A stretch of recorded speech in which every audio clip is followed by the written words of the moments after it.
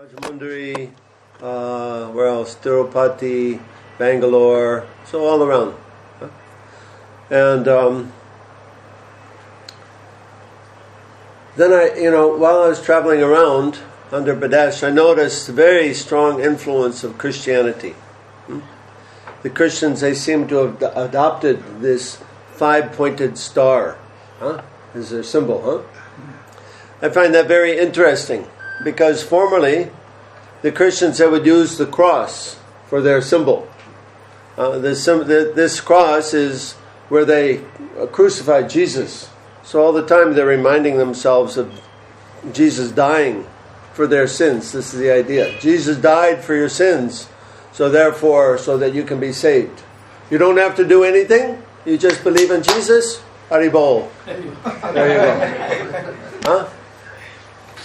This is actually a very simple philosophy for simple-minded people. Anyway, they've adopted this star, which is very interesting because the biggest Christian church in America, they have their Sunday program at a football stadium. 20,000, 30,000 people come for their service. Mataji, could I have some water, please? Water. 20,000, 30,000 people come. And what makes it so popular? They do not say anything about spiritual life. Just be good, be nice, be prosperous, enjoy life. And so this is their spiritual message now. This is, unfortunately, we can understand the level of degradation of Kali Yuga, that people have come so low that they cannot even discuss anything about spiritual life. In that church, they don't have any religious symbols. They have something like this star, something like this. So they have no understanding. What is spiritual life? Now, the very interesting thing for me was when I was observing, I was going from Calcutta to Mayapur. And along the way, we were passing so many signs. St. Xavier's School, St. Mary's School, St. Francis School. But I was noticing, where are the Vaishnava schools? Where are the Hindu schools? I didn't see any. I didn't see any at all. Are there any? A few. One or two. Only. And how many schools do the Christians have? So this, all of a sudden it hit me like a hammer in the head. Boom! And I went, oh, look what's happened. The Christians have come here to India. They've taken all of your children. They've trained them in a culture which is opposite of your culture. And the Hindus have done nothing. Nothing. Why? Why? I don't understand this. They've conquered your country.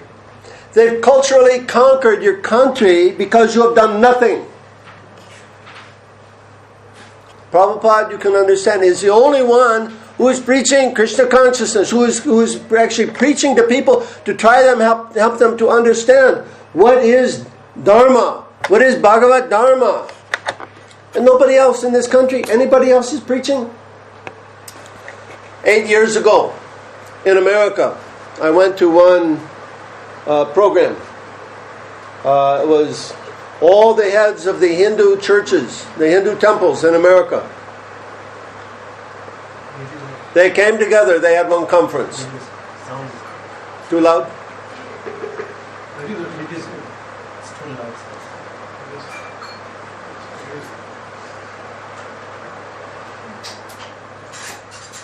Good technology. They had one conference in New Jersey. All the heads of the Hindu churches in America, Hindu temples.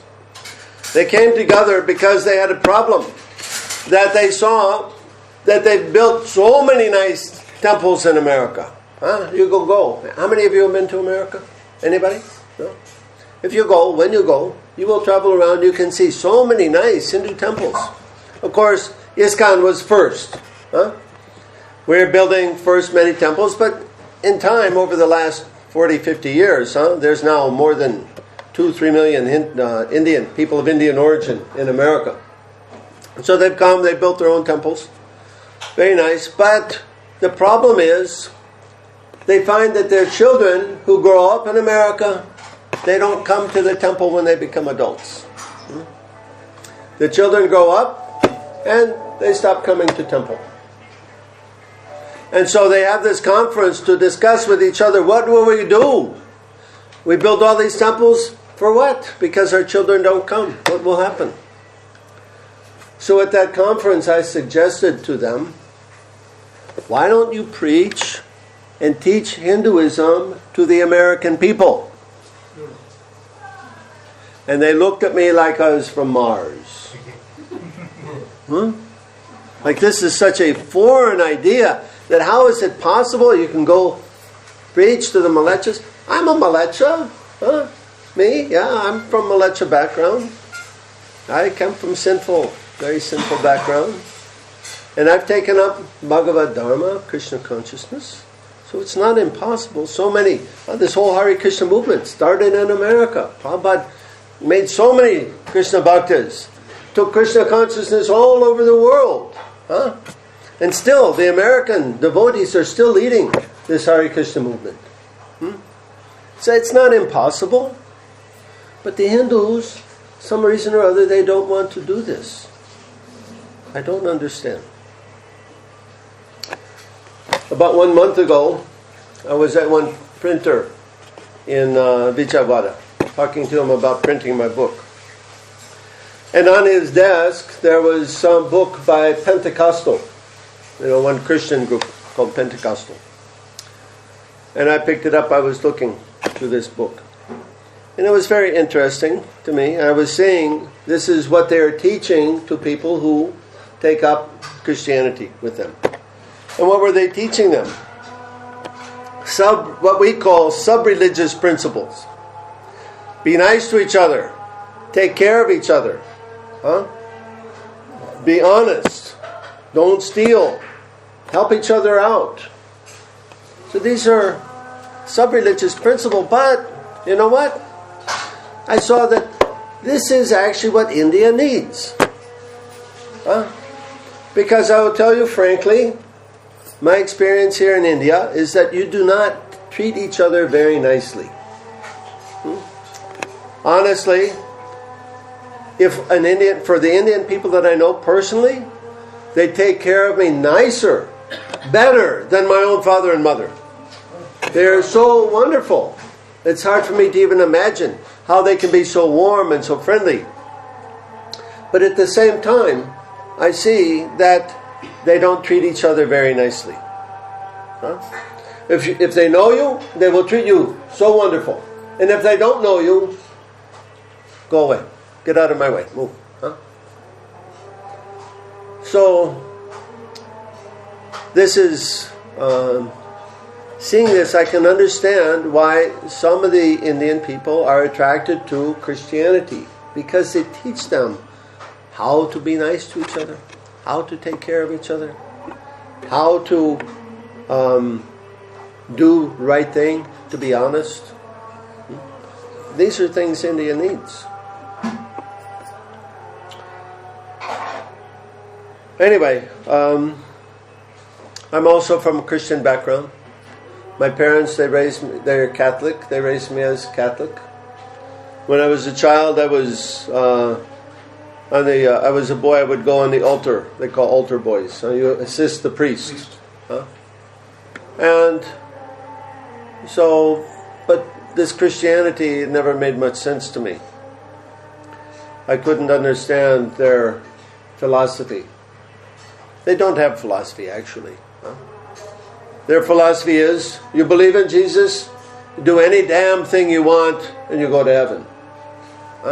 If you don't believe in Jesus, you can be such a good person, but you will go to hell. I thought, something is wrong with this. This is not my idea. What is God? What kind of God is that?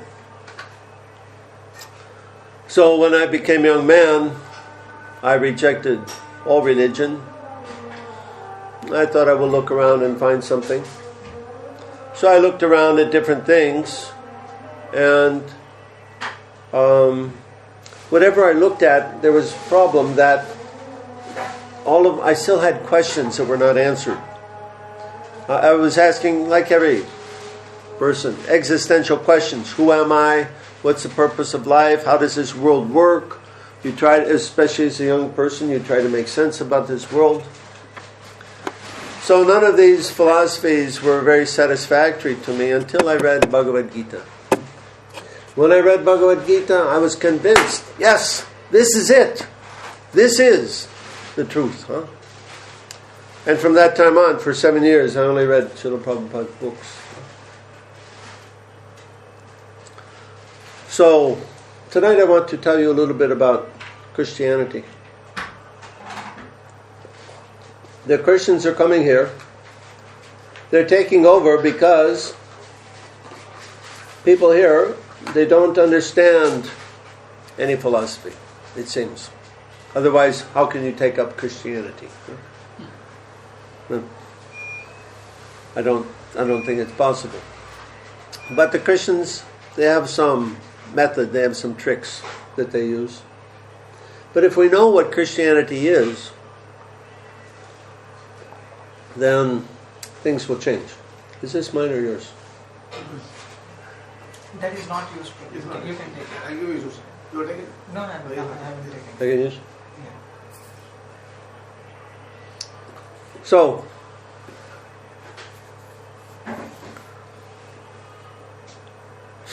who started Christianity? Anybody who can guess? Anybody know? Christ? Maybe? Maybe not. I want to tell you about one spiritual group. The spiritual group, they follow four regulative principles just like us. No eating meat, no intoxication, no illicit sex, no gambling. They don't associate with non-devotees, people who don't believe like they believe. They take bath early in the morning when they get up.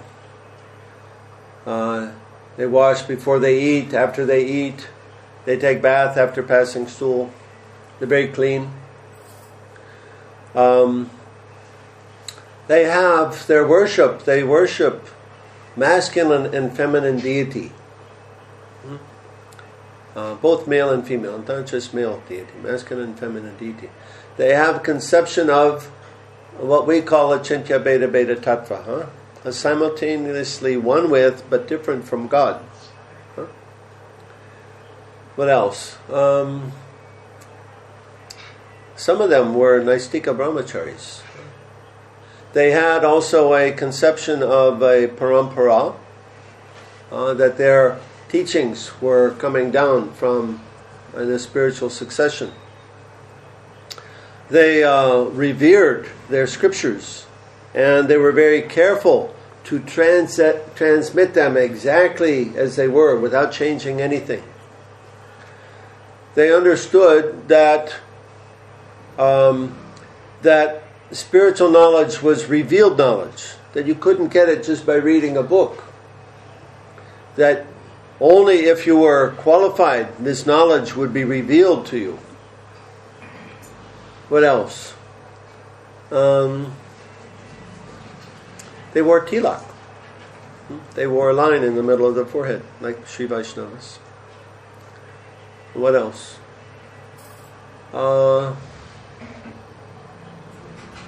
I think that's most of the things. And they had a leader, and his name was Jesus. Yeah. This was actually the the Jesus and his followers, they were Vaishnavas. There's a Roman historian by the name of Josephus. His works are still extant, still existing. And Josephus was the official historian of the Roman Empire at that time, 2,000 years ago. And one person that's recorded in Josephus' works, he's asked a question, what is a Jew?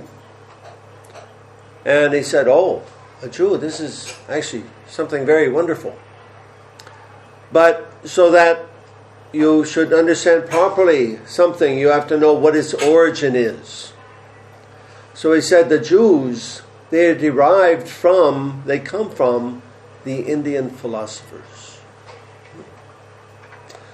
He also says that the Garden of Eden, if any of you are familiar with Christianity at all, you know, Christianity, they say that when God created this world, that there was a Garden of Eden, a place of paradise here on earth. And it was not too hot, not too cold, everything was very wonderful there. And Josephus, he speaks about this Garden of Eden, and he actually tells where it was, where it is. He said it extends from the Nile River in Egypt on one side, all the way to the Ganga on the other side. So this is Bharatvarsha. So this Garden of Eden was Bharatvarsha. Why? Because in Bharatvarsha they were following religious principles. So how is it that we have such a different understanding of what is a Jew, what is a Christian today? If the followers of Jesus and Jesus, if they were Vaishnavas, and Vaishnavas like us, almost identical to us, then what happened? Why does Christianity appear to be so different today? What happened to it?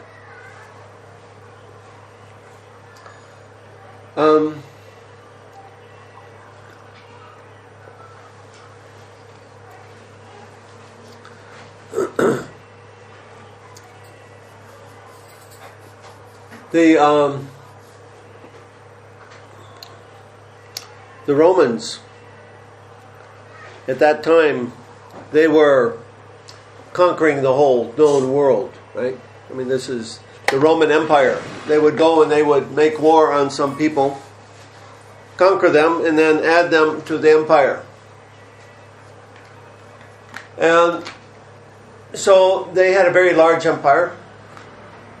And of course, because most people, they didn't want to be part of the Roman Empire, they always had to keep things in line, right? And the same thing for Judea. Oh yeah, back to the reason why these people are called Jews. Because they're from this place called Judea. Therefore they're called Jews. That's all. But actually they're Vaishnavas. So, in Judea, there was a lot of followers of Jesus. There were many, many, many. And they were not very happy to be under the thumb of the Roman Empire. They didn't like them, first of all, because they were malechas. They were, actually they were rakshasas. They were demons, demonic. And so they wanted to be free of them. So there was different factions among this group of Vaishnavas, very large group. So some of them were militaristic, others were less so. But the ones that were militaristic, they wanted to overthrow the Romans. And so they wanted to actually try to make war on them and try to overthrow them. And the Romans, they were doing their best to keep everybody in line. So there was one Roman agent. His name was Saul.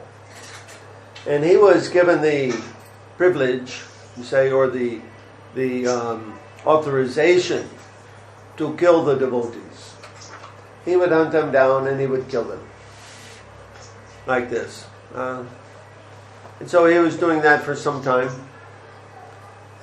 And then one day he had a change of tactics. He was riding on his horse, and then he said he saw a flash of light, and in the sky he saw Jesus. Jesus had been killed some years before on the cross, but he said, I saw the risen Jesus, and there he was, and he's telling me, Saul, why are you persecuting me? Like this. So then he understood, oh, Jesus is actually God, and I've been very offensive, so I better change my ways. So he went to the followers of Jesus, and he told them, I've seen the risen Jesus, and I want to change my heart. I want to become one of you. And so, because he was known to be a killer of the devotees, some of them were very cautious. They said, no, we don't trust this guy. We can't let him inside. Anyway, somehow or other, they decided to allow him to come inside. Maybe they figured better to have an enemy inside the camp than outside the camp. Like this. So there was 3-year training period. And in 3 years, this Saul, he was baptized and he took the name Paul. Okay, maybe some of you heard of so-called Saint Paul or the Apostle Paul. But he's not an apostle. He never met Jesus. He can't be counted as an apostle. This is just propaganda.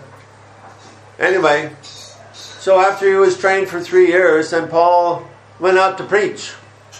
But he was preaching something entirely bogus, completely wrong from what they were teaching him. So they bring him back, say, what are you doing? Well, they try to straighten him out. Don't do this anymore. You understand the philosophy is blah, blah, blah, like this? Okay. Again, he goes out and he's saying something entirely wrong.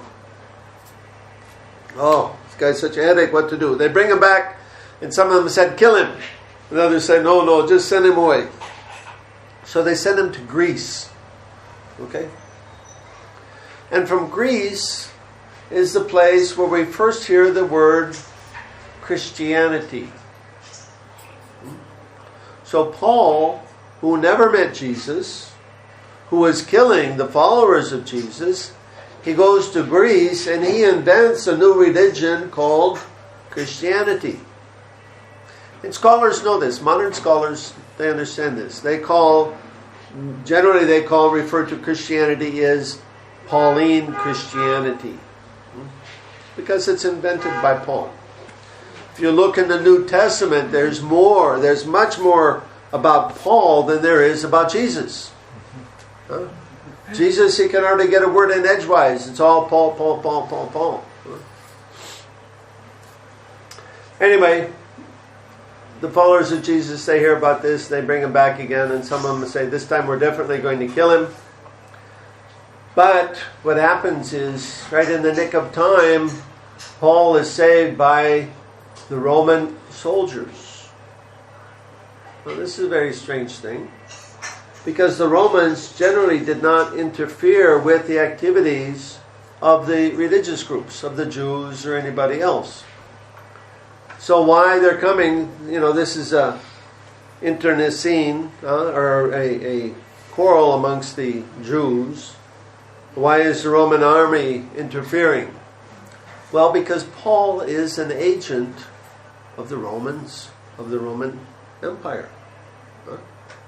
Paul was actually sent by the Romans to go inside to infiltrate the Vaishnava camp and to try to destroy it from within. And he wasn't very successful, so they take him out of there before he gets killed. He goes back to Rome, and then we don't hear very much from him ever again. But for some strange reason, Rome, which is the empire, the headquarters of the demonic Rakshasa, rulers of the world, that's Rome. But this is where the Gospels of Christianity come from Rome. Now, how is that? Why? Right? From the headquarters of the enemy should come the doctrine of the Christians. Huh? Doesn't make sense, does it? Unless you understand that the Romans, it was their decision to create Christianity, to try to destroy the advent of the eternal religion in the West. Okay? We accept the Bhagavad philosophy as the eternal religion. And it manifests there in the West, in Judea, 2,000 years ago. And the Rakshasa Romans, seeing that, they became very eager to try to destroy it as soon as it makes its appearance. Maybe some of you have read Srila Bhaktisiddhanta Saraswati Goswami Maharaj Prabhupada. He wrote one article called Putana. Have you read? In this article, he's explaining how Kamsa and Putana, how they are immediately trying to suppress any advent of the eternal religion. As soon as it makes its appearance, immediately smash it. Huh? Because the Rakshasas, in Kali Yuga, this earth is given to the Rakshasas. It's their place. Huh? It's their place. They want to control it. And they don't want any other God than themselves. They want to be God. Huh? So if somebody comes around saying Krishna is God or Vishnu is God or something like that, no, we can't have that. So they want to destroy it. And in this article, Srila Bhaktisiddhanta, he writes that the best place for... Prabhu, Hare Krishna, please go outside. This is called phone manners. When your phone rings, you turn it off, then you go outside and you call that person back. You don't talk on the phone as being respectful of other people.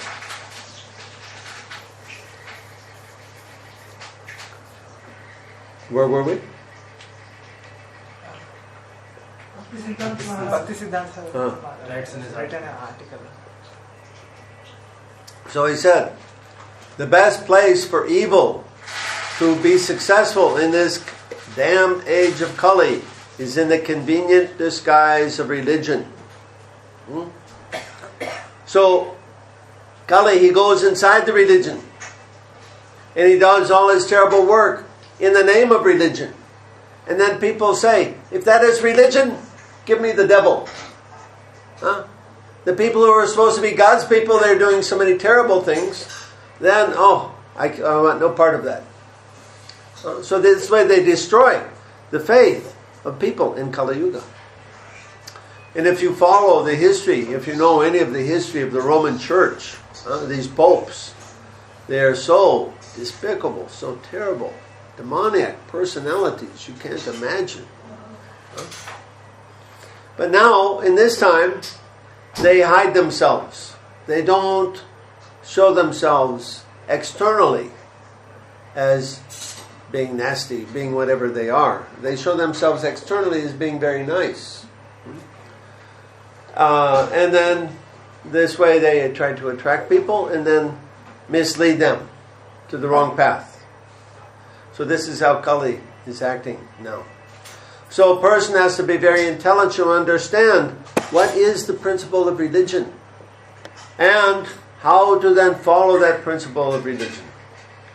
If we do not understand by ourselves, that is going to be very difficult because many of the so-called leaders of religion, they are agents of Kali. Kali Chela. So,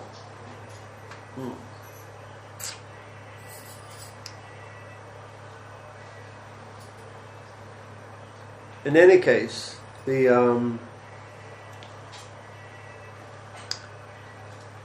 so the Christians, if you talk to any Christian, most of them, actually none of them, they won't know this history. This history I've explained to you. Because people take the history, what's ever given in the Bible. And as you know, when they say about history is that the winners of wars, they write the history. They want the history to be what they say. So the Romans, they wrote the history about this period. And you don't hear any conflicting stories from that time. So,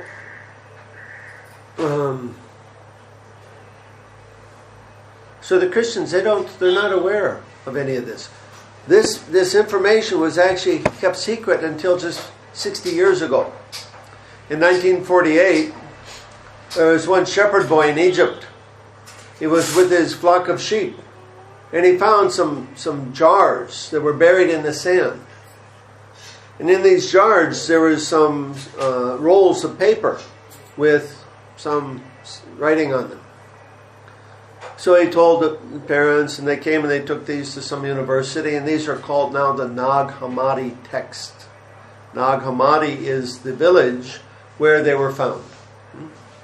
So these Nag Hammadi texts are actually from first century Palestine, from Jesus and his contemporaries. They wrote those scrolls. So there is now first-hand information about what Jesus was like, what he was doing, what they thought, what they believed. So those scrolls, they were kind of kept suppressed for some time. Just another year later, in one place nearby in Judea called the Dead Sea. Maybe you know where the Dead Sea is over there. Huh? So near the Dead Sea, there's some caves. And in these caves, some other boys, they found another bunch of jars. And in these jars, there were some more paper scrolls and some more information on them. So these are called the Dead Sea Scrolls. Okay? The Dead Sea Scrolls, they were taken to, what was it, the University of Jerusalem, something like this. And they were kept under lock and key for 40 years. Yes, we're studying them, we'll let you know. They wouldn't release them. All the scholars were protesting. Let us see this material. It's very important for us to understand the history of this time. But they wouldn't give that material out. Finally, there was one religious historian by the name of Robert Eisenman. He's a professor at the University of California in Long Beach, California. He was very instrumental in getting these Dead Sea Scrolls released. And what they found was that the information on these Dead Sea Scrolls completely contradict the official version of Christianity.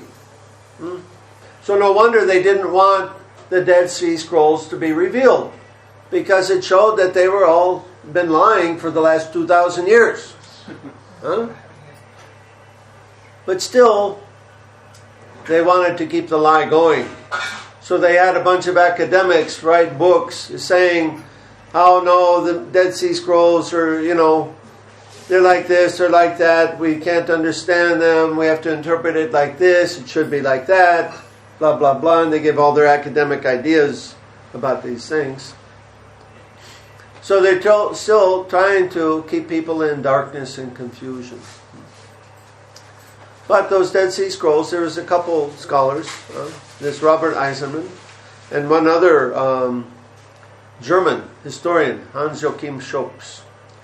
So this information I'm telling you is from one book that I've written, but I have not published yet, explaining the advent of the eternal religion, both in the first century and in the 20th century, and comparing them. What happened? So these two scholars, they were my source material. They're explaining very clearly that the so-called Christians, they were actually Vaishnavas. Jesus and his followers, they were Vaishnavas. And that this whole idea of Christianity is just created to confuse people and mislead people so that they will not learn about and benefit from understanding the eternal religion. So, what do we do with this?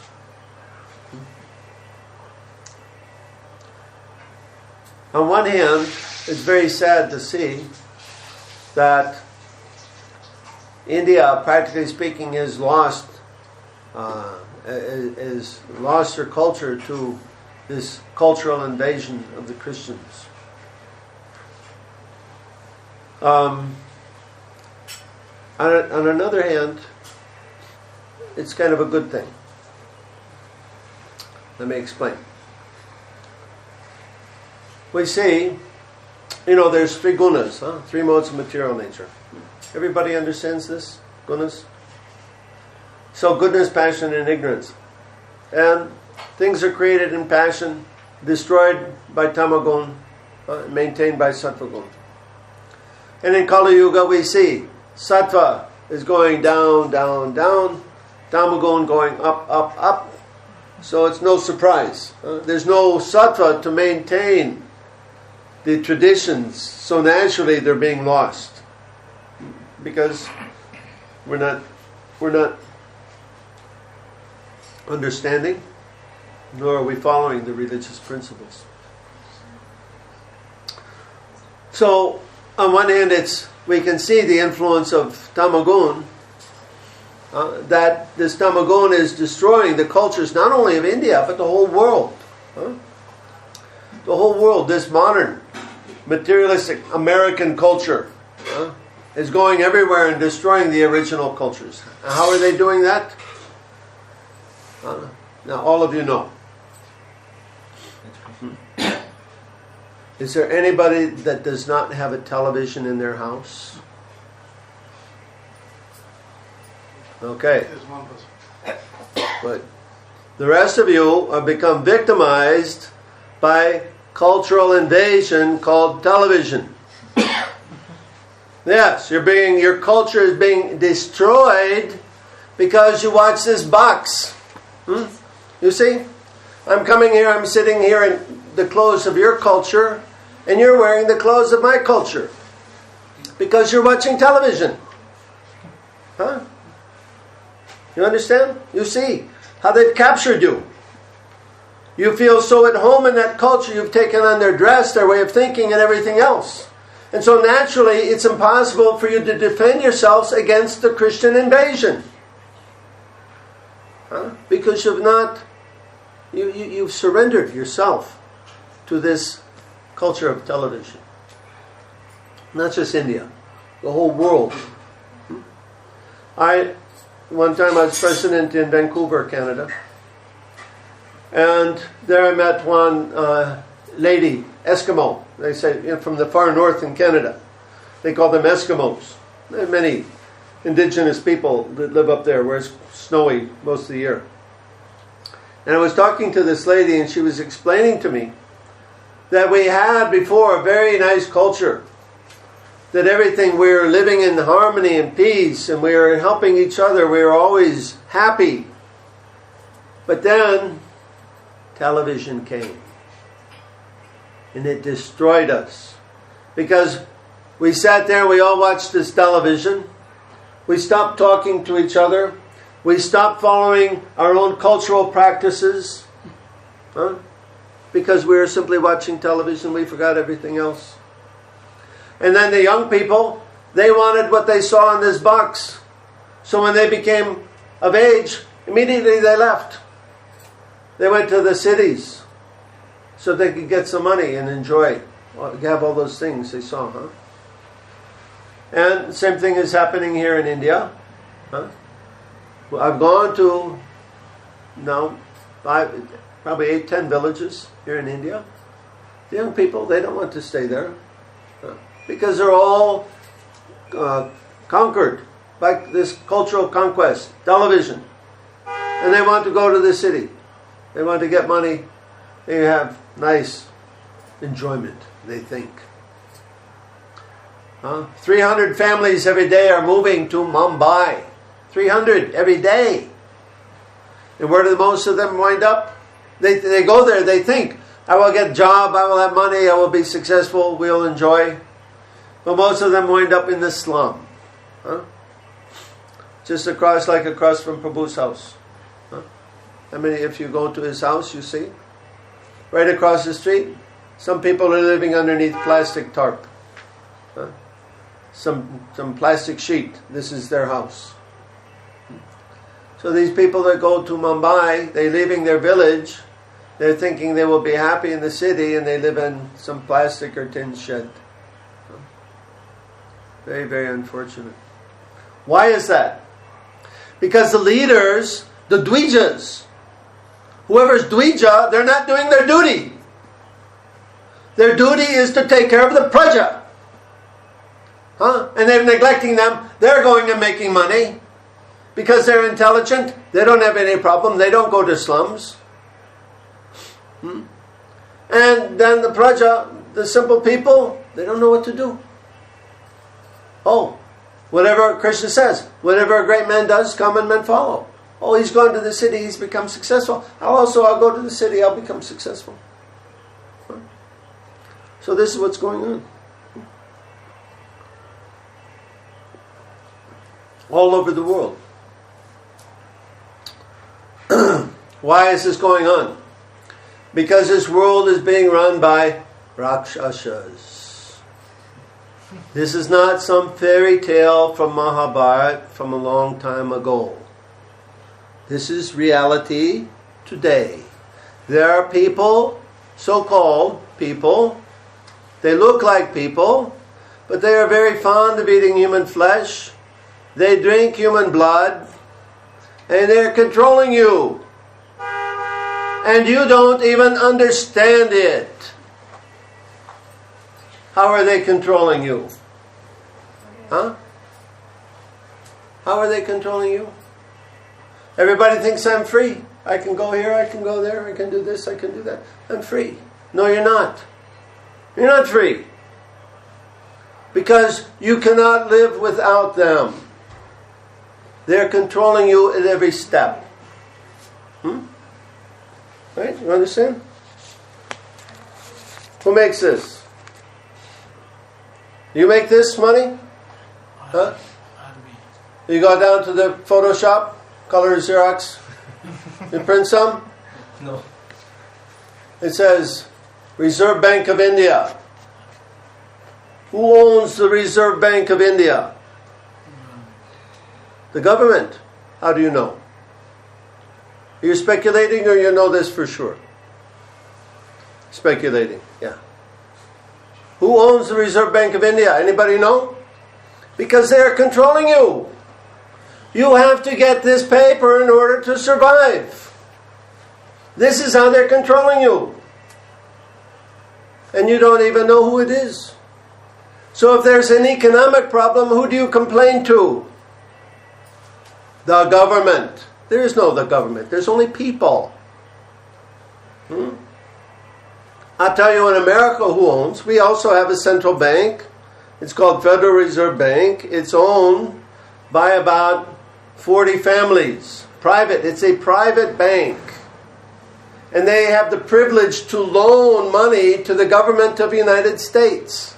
And every year the United States government is paying them more than $300 billion in interest for money that they create out of thin air. They are doing this not just in America, but in every country of the entire world, with the exception of Syria, Iran, North Korea. Can you connect the dots here? Huh? These are the countries that America wants to make war on, right? The axis of evil. Why are they the axis of evil? Because the Rakshasas have not conquered them yet. So they're controlling the whole world. They're controlling you. Why? Because you do not any longer follow Bhagavat culture. That's why. If you understood the Bhagavat culture, you would not be controlled by them. So Srila Prabhupada, he is social revolutionary. He is trying to teach everyone how to understand what is Bhagavat culture. Bhagavat culture means we are here to serve Bhagavan, Krishna. We are his servant, not servant of some Rakshasa.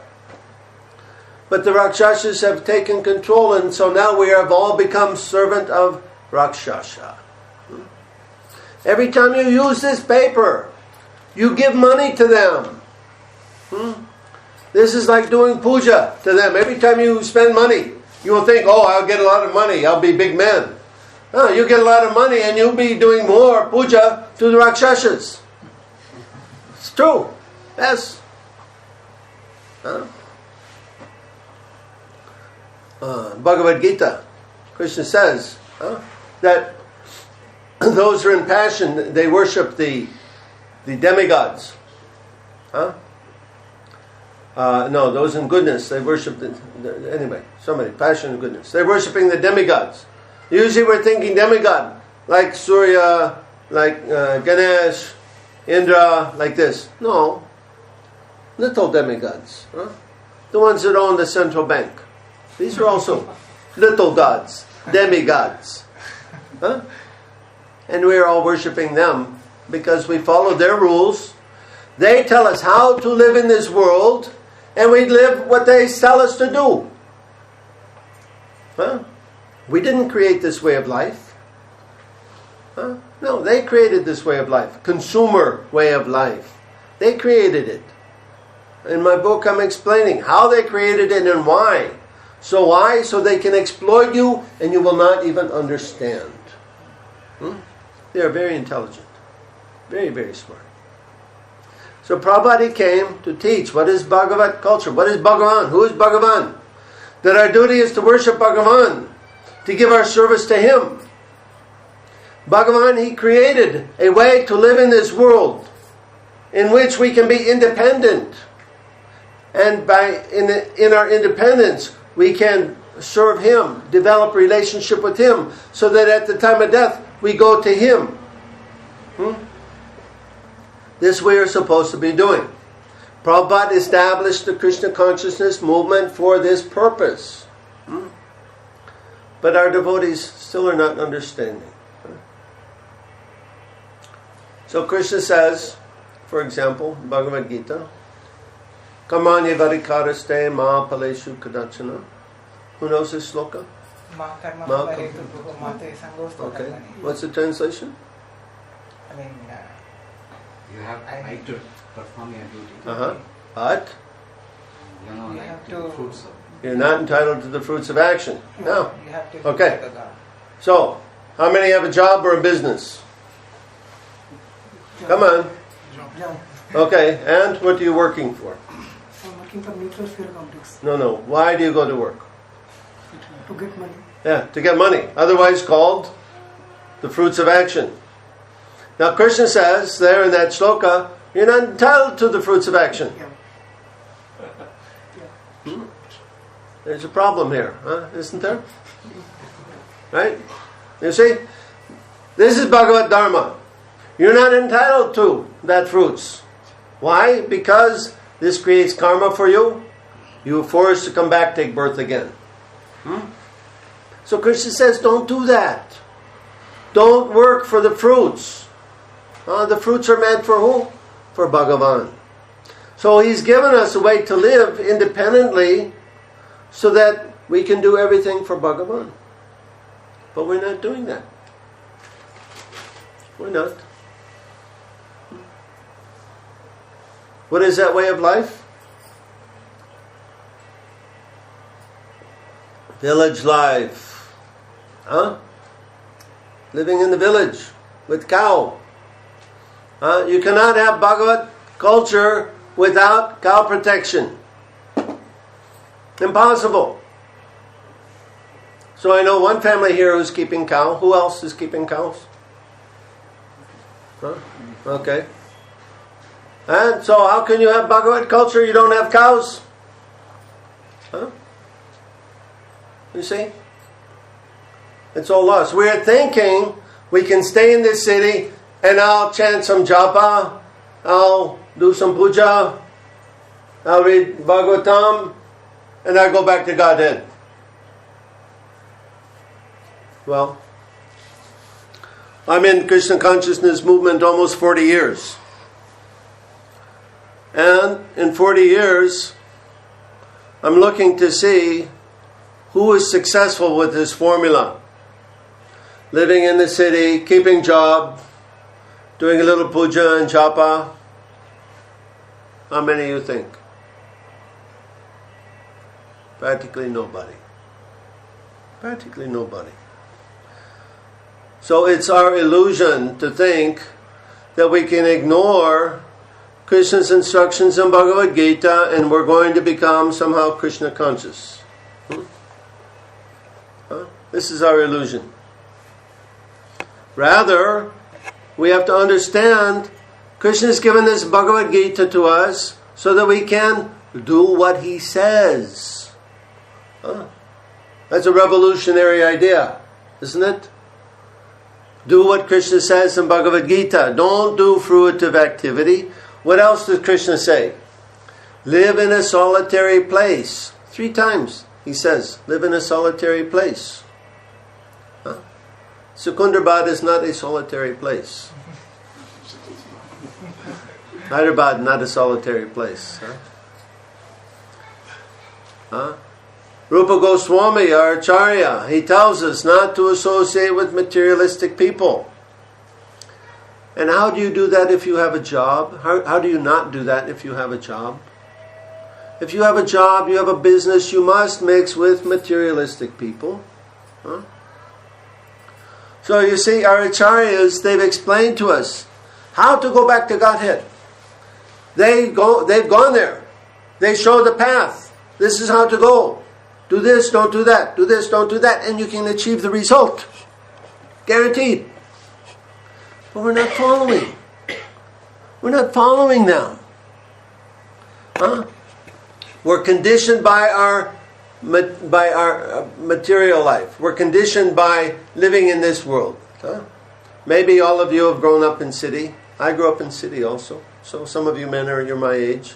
You grew up in city also, or did you grow up in village? City. So we're conditioned by city life. So we don't even see it. This is the nature of culture. We don't see culture. It's just the way the world is. It happens like that. We don't even think about it. But Bhagavad Gita, Krishna is telling us to change the way we are thinking. Natveva tam nachunasam natvam nime chanadi pahai. Never was there a time when that did not exist, nor you, nor all these kings. This means we're not the body.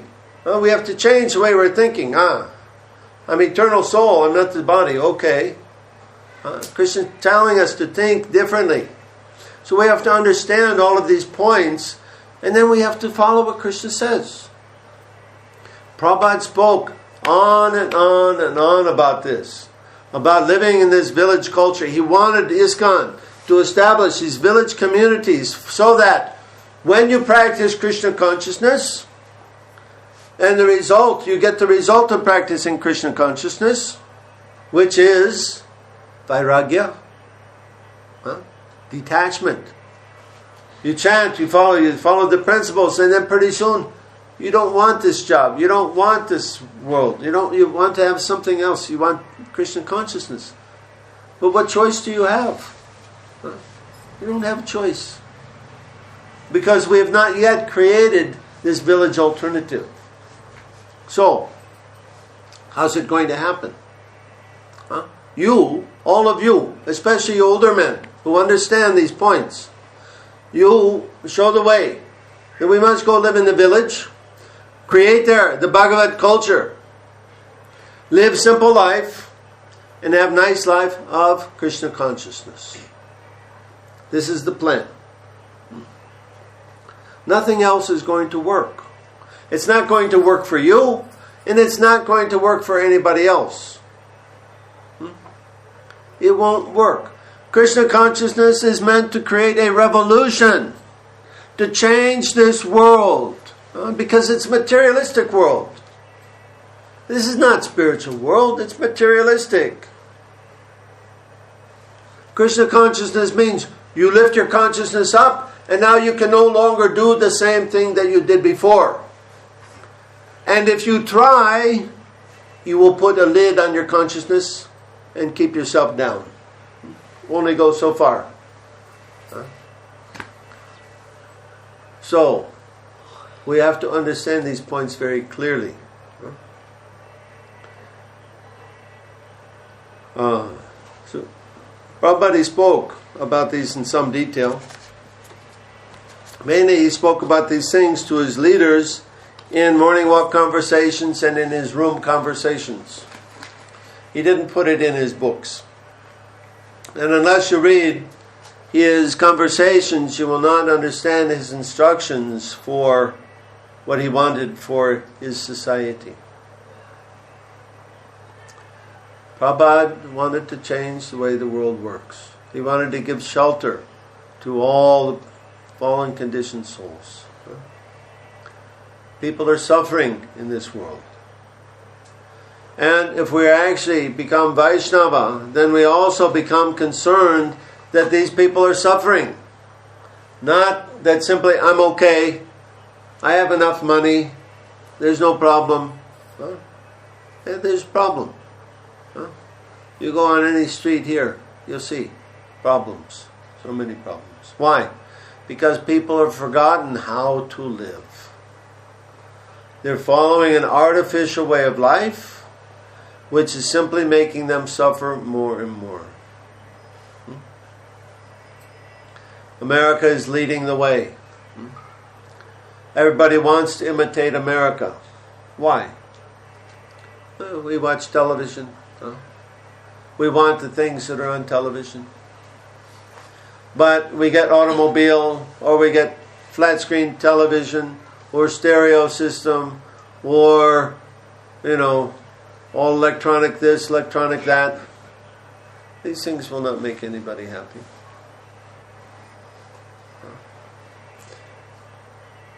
They give some pleasure in Rajagun. But the nature of that pleasure is that it lasts only a little bit, a short time. Then after 1 week, 2 weeks, there's no pleasure there anymore. Again, you have to go shopping. Right? So you drive down the street, you're looking while you're driving or going on the bus, you see in the shops, this, that, and then contemplating the objects of the senses. I want this, I want that, I want this. Without thinking, this thing I bought 2 weeks ago is not making me happy. Now I need something else. And in 2 weeks again, that thing will not make me happy. And again, I want something else. And it never stops. So, America is leading the way in this Rajagun happiness. But tell me, what's the result of Rajagun? How many of them? You're reading Bhagavad Gita, what's the result of Rajagun? Means? Remain in the middle. No. The result. What's the result?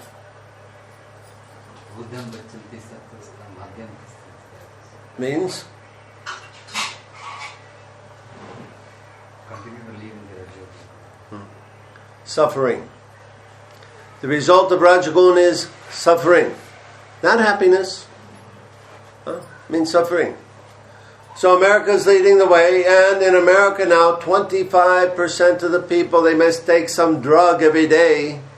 Not alcohol, that's also there. Or marijuana, that's also there, but they're taking psychotropic drugs simply to be able to function day to day. They are suffering so much that they can no longer go day to day without some drug. Even the children. The children they must give drugs to, otherwise in school they cannot sit still. So this is the result of Rajagun. What else do we have in America? 50% divorce rate, more. Right? And what else do we have now? Now we have homelessness. We have economic problems. We have 1.5 million children living on the street. Just like you have so many children here living on the street. Americans are starting to live like this. it won't be long before when you go to America, you will see India. It's coming. The demons are doing this on purpose. They're trying to destroy this society. They are so envious. They don't want you to be happy. They don't want you to be happy. So they're creating deliberately economic problems so that people don't have enough simply to live. And what's even worse is we go along with it. They created a game called Money. And here's the rules. I'm the banker. I win and you lose. Okay? Good game, huh? And so we all play this game called Money, and after a while, guess what? I win and you lose. And I say, oh, I'm sorry, it's a depression. Too bad. We'll work on it, we'll fix it, we'll get it all together again. Let's keep playing the game. And you say, okay. So we play the game some more, and it just seems like it's starting to work. You're getting a little happy, you're getting some sense gratification, and then all of a sudden, oh, it's a recession. I'm sorry. I win, you lose. Oh, we'll fix it, don't worry. We'll fix it, we're working on it. Okay? And you say, okay, and you continue to play the game. And we go another 30, 40, 50 years, and again it's another depression. Oh, I'm sorry. I win and you lose. And we continue to play. Why? Why do we do that? Huh? Not thinking, not using the brain. I'll tell you what economic development is. You go to any village here, they have real economic development. You plant one seed of rice, how many do you get back? 2,000 times. You get back about 50 or 60. This is 5,000% rate of return. Huh? How much are they giving you in the bank? 5,000? 4,000? 10? 12? Huh? You see how generous Krishna is? 5,000%. If you plant wheat, you also get 5,000. You plant corn, 100,000% rate of return. You see, Krishna is so generous. This is economic development. But we give that up, and we go in the city and we're happy. Oh, I got 10%. You see? So, I win, you lose. Wake up. Don't play this game. You don't win. You cannot win. They want to destroy you. They want to exploit you. It's Kali Yuga. It's Tamagun. Tamagun means exploitation. They're going to squeeze you like a rag. Every drop of blood they'll squeeze out of you and then throw you away. And you'll see this happening all around the world today. And the good men, what are we doing? We have to do something. The Vaishnavas are the good men? Then you better do something to change the way this world works. Follow the principles of Bhagavad Dharma. Don't continue going the same way year after year because I'm okay, I got enough money. Oh, that's their problem. No, it's your problem. It's our problem.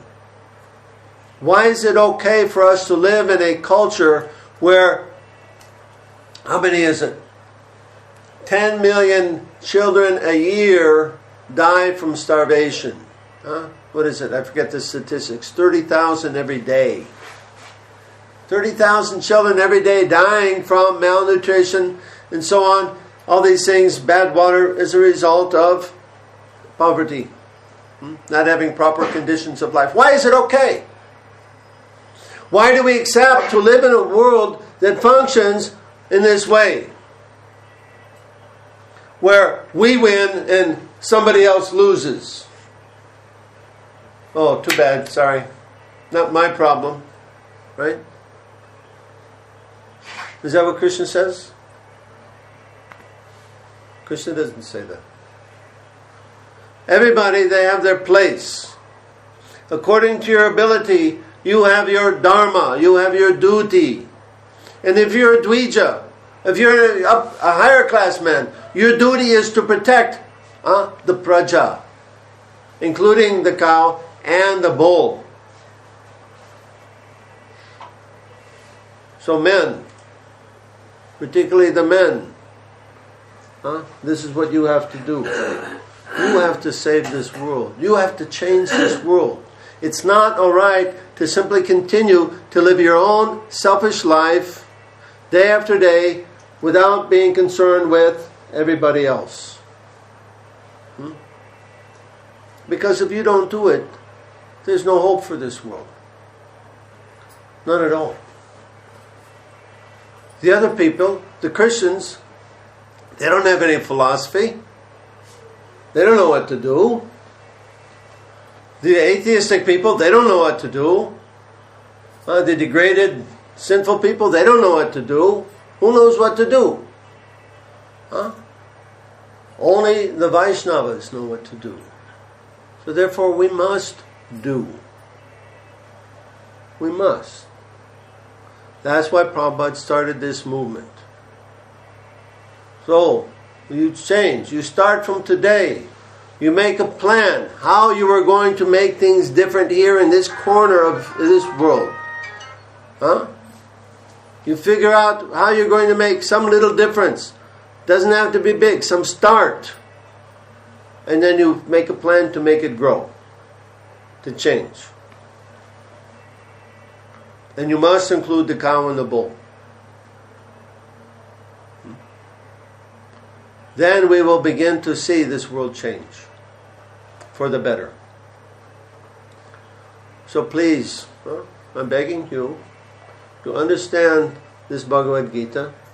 You understand this philosophy, what Prabhupada's intention is. We're followers of Prabhupada. He is giving us all instruction that we need. All we have to do is do what he tells us to do. One little step at a time. We don't have to conquer the world, just our little corner of the world. We have a little corner of the world here. So we change this corner. I'll give you an example.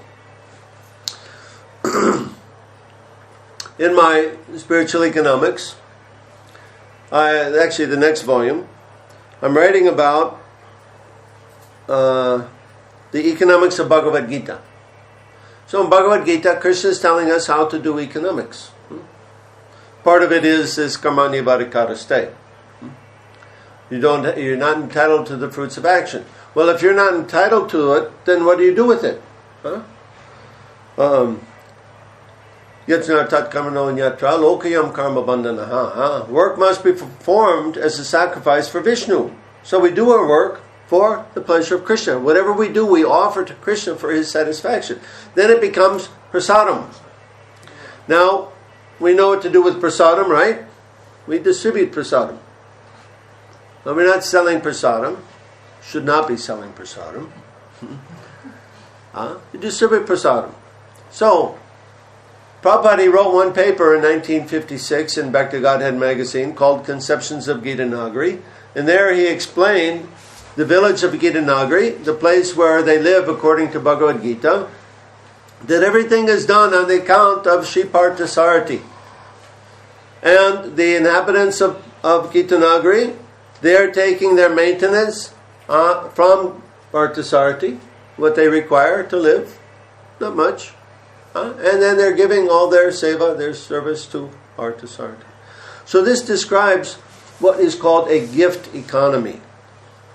In other words, economy that works on the basis of giving. I just give to you, you give to me. Whatever I have, I give. Whatever you have, you give. Can I have some water? So the whole world can work like that. In fact, in the past, the world did work like that. There was no money. About 2,500 years ago, there was no money. They were using barter, but even more than that, there was generally a gift economy, where people would just give to each other. They would share. They would do their duty. They would give to each other what they required. And then they would take what they needed. So in America, there's some nice people. They decided that they wanted to encourage this gift economy. So they started a restaurant called the Karma Cafe. And the Karma Cafe is a very nice restaurant. You go and sit down, and somebody comes, they take your order. Very nice vegetarian food. The waiter comes, he brings you back your food. Nice, very delicious. Dessert, whatever you want. And then he brings you the bill. And the bill says you owe $0.00. Your meal has been paid for by somebody that came before you. And if you want, you can leave some money for the people who come after you. It's up to you. They give you an envelope. You put whatever you want in the envelope. Nobody's looking. Nobody's checking. It's just up to you. You want to take? Go ahead. You want to give? Go ahead. This restaurant's been working for more than 5 years. If you want to volunteer there to help, you have to sign up 2 months in advance because people think it's a wonderful thing to do just to give to others. So they're very eager to give. There's about,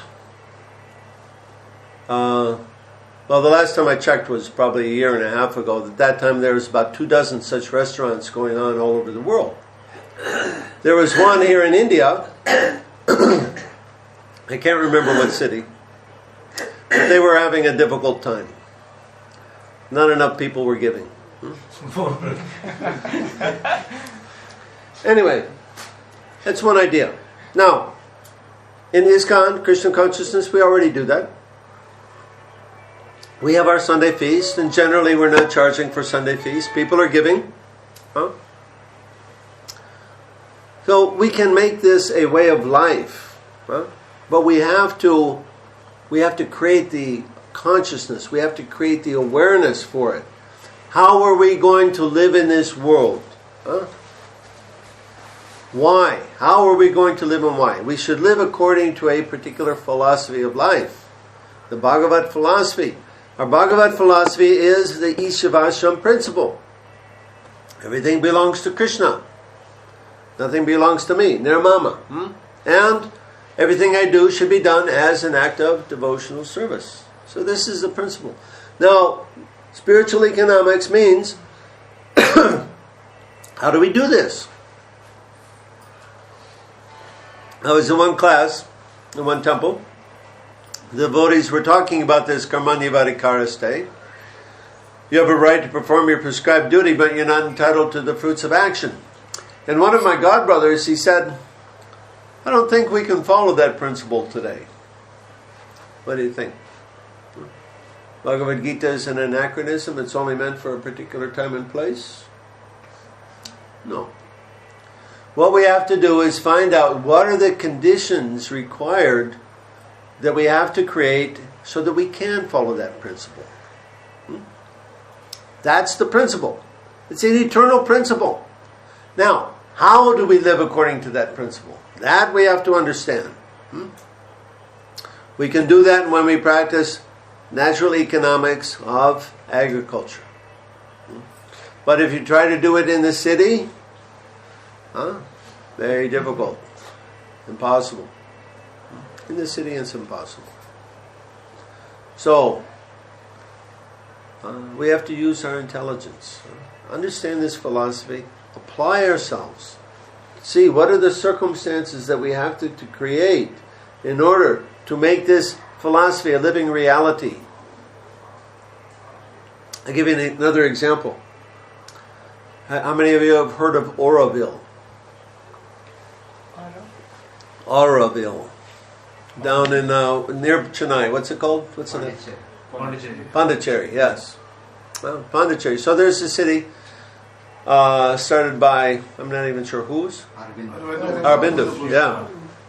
So they have a philosophy And down there, they're trying to basically live according to their philosophy. And some of our devotees from Mayapur, they went down there to have a visit not too long ago. Maybe you read on dundavats.com. They were explaining about their visit. So Samba, he is explaining that when they went there, he was asking them, how do you apply your philosophy? He said, what if somebody here, they have some land here, and then after a while they decided that they wanted to leave, and they were going to sell that land for more money than they paid for it. Would that be okay? And they said, no, that would be against our principles. So he asked some other people the same question. Would that be okay to make some profit from here? Oh, no, that would be against our principles. And he asked another person the same answer.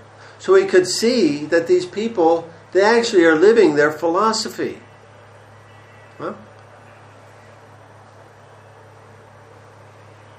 It would be a nice thing if we understood our philosophy and lived our philosophy.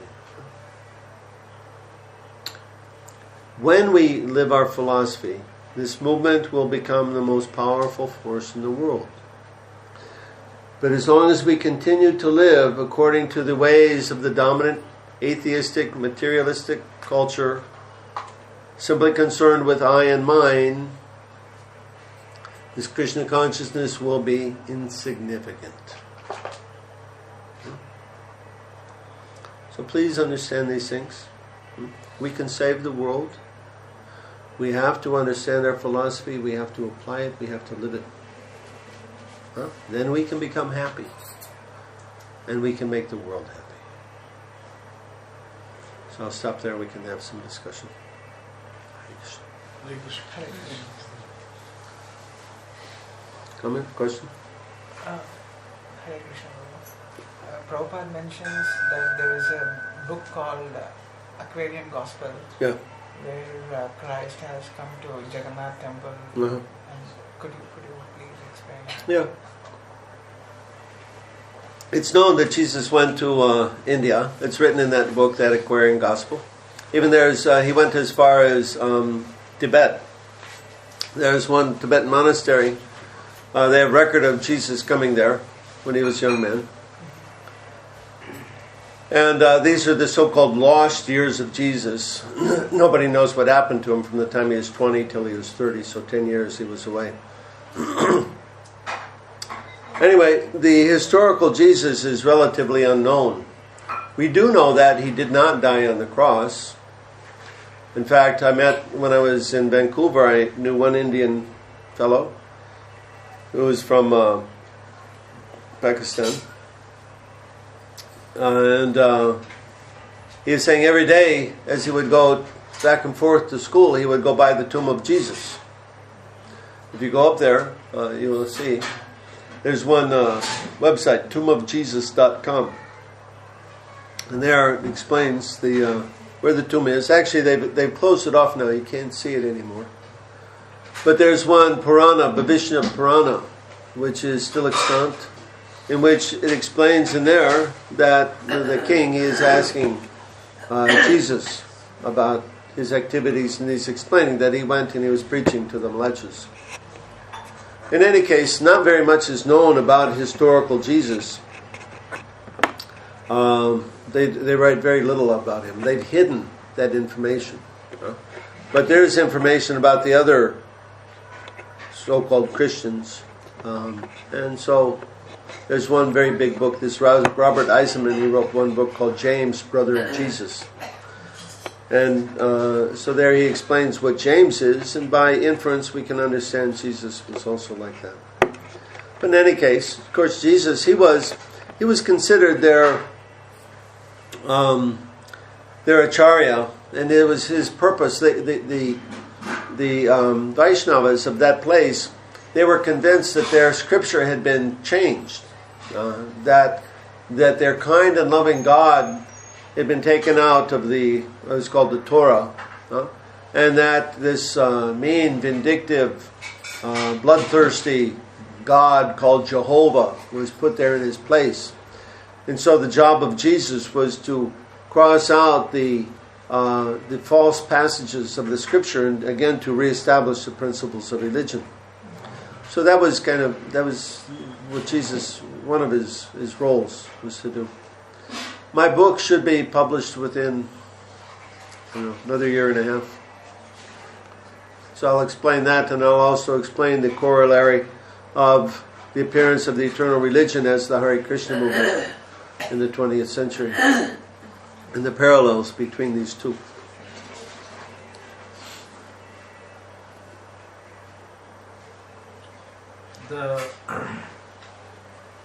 Today in the class, when you mentioned that there are like 40 families who are controlling the whole world now, economic situation. Federal plan. About 300 actually. Okay, so have you mentioned the same thing in your book too? No, this book I don't go into that. This book here is an explanation of economic behavior according to gunas. So in Sattva Gun, people behave one way. In Rajagun, they behave a different way. And in Tamagun, a different way. So I explain the economic behavior in these different ways. And then I explain economics of atheism, which is modern economic system. And I explain the divine and demoniac nature. And I explain how the Rakshasas, how they have controlled, how are they controlling this world, what their nature is. And then in the last chapter I'm explaining, you can bring some copy here. In the last chapter I'm explaining how, so you can see, You see can you see the picture? This is modern economics. Notes are burning. So holding this money burning. So this book is the subtitle is Understanding and Solving the Economic Problem.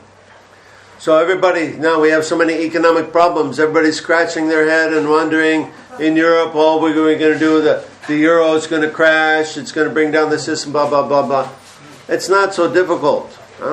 The problem is this. People are living in Tamagun.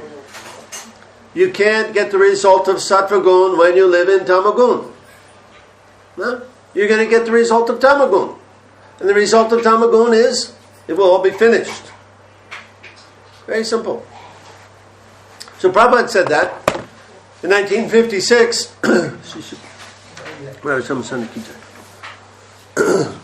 1956, Prabhupada wrote in Bhakti-Godhead magazine, he said, this civilization will not last much more than 50 years.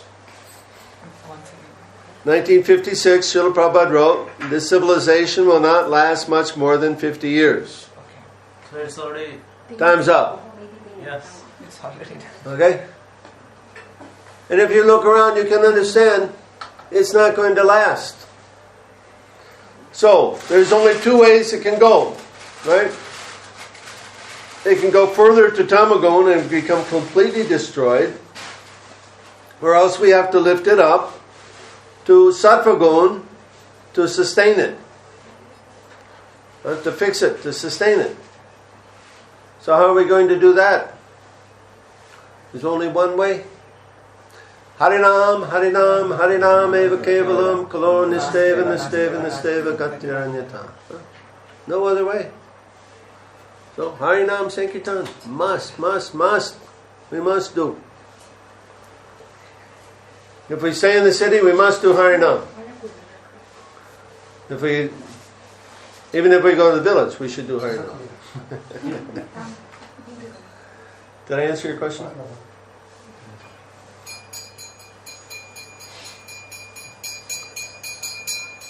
What else?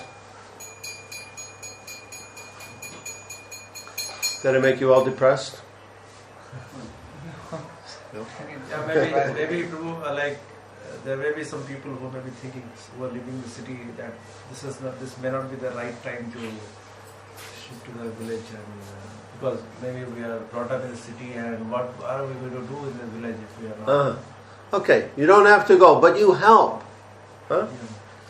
You read this, Prabhupada's Conceptions of Gita Nagari, and there Prabhupada says that the Gita Nagari functions mainly under the direction of two groups of devotees, the Shrutis and Shrimatis.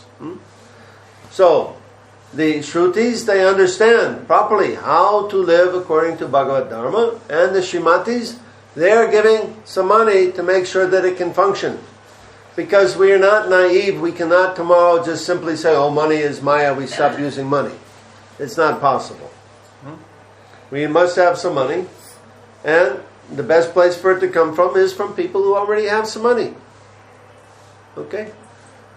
So they can give money, and Prabhupada says that the Shrimatis, they give the money, they will share in the result equally with the inhabitants of Gita Nagari. Because we have to work as a team. So we do our part. We just have to see, what can I do? We understand the goal. What is the objective? And we all take a part and help to make it become reality. Just like if we're going to do Rath Yatra or some function. We do some part. And that way, everybody cooperating together, we do our part, it becomes success. So, same thing. We need leadership. We need management. We need some finance. In this way, it works. So, we don't have to try to change the world. I give you an example of this Karma Cafe. Yeah, It just start something like that. Very nice idea. Because with this, then people say, why are you doing this? And then you can explain to them, oh, because this is how we're supposed to live. This is, if we live in this way, we'll avoid exploiting each other. You can explain the whole philosophy to them. If you go on the street to distribute books, I'm not interested in that. Yeah, Krishna, Krishna, I know about that. But you want to give somebody free food? Oh, very nice. Why are you doing this? Now they're open to hear. What is this philosophy that causes you to live like this? Because nobody else is doing that. So, there's a lot of different ways you can start. The idea is, Krishna is the owner of everything. We are His servant. So we act that way. And we find way to act like that. And it can be in any number of different ways. Everybody has some ability.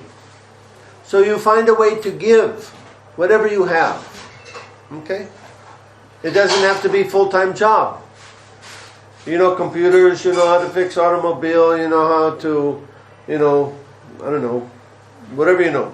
Play piano, do music, dance, art, whatever, painting, whatever you know. You find a way to give that to somebody. And then explain to them why. There's another example of this. You should all, maybe together you watch this movie called Pay It Forward. How many have heard of this movie, Pay It Forward? This came out about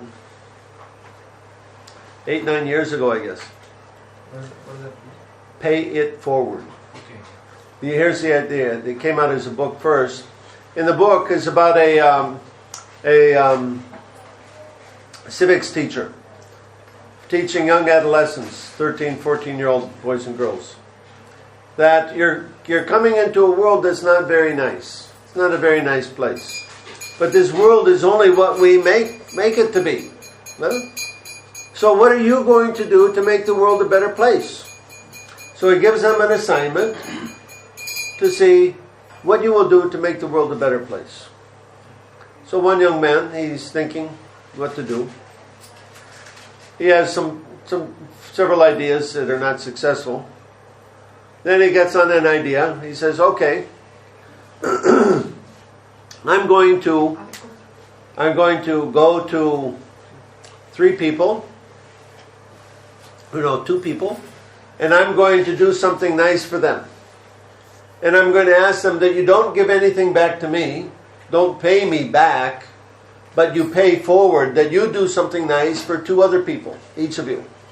So I give to 2 people, they each give to 2 people, they each give to 2 people, like this. So geometric progression, So like this is the idea. So this is called pay it forward. Normally, we could say, pay me back. I give you something and then you pay me back. But their idea is, no, you pay it forward. So you watch this movie together sometime. Yeah. I give you a copy. Yeah. Huh? You watch together and you get some inspiration from this. Now these are not devotees coming up with these ideas. These are what we call karmis, fruitive workers, right? Devotees many times speak of such people in disparaging terms. But they're trying to understand that if we want to have a nice world, we have to live differently. And so they're trying like that. So there's another one that came out just recently called Economics of Happiness. I can give you that one. So you watch these movies and you see there's people thinking about how to make this world a better place. What they can do to make this world a better place. And you do the same thing. Huh? You do the same thing.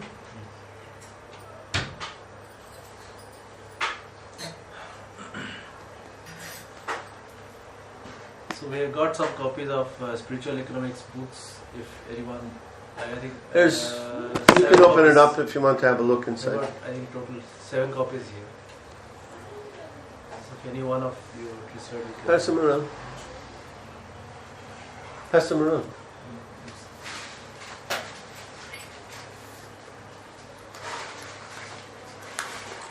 One copy is open here. You can open others. What is the price of this? Well, my cost is 350 rupees. You can give any amount you want. No amount is too low, no amount is too high.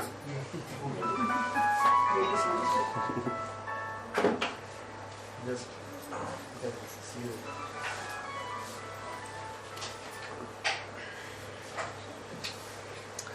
Devotees in Lithuania, in Latvia, they said to me, now that we read your book, now we can understand Bhagavad Gita. You can.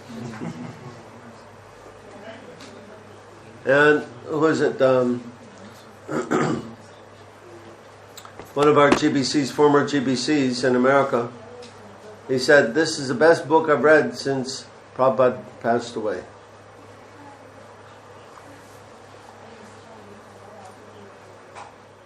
Any other comment? Question?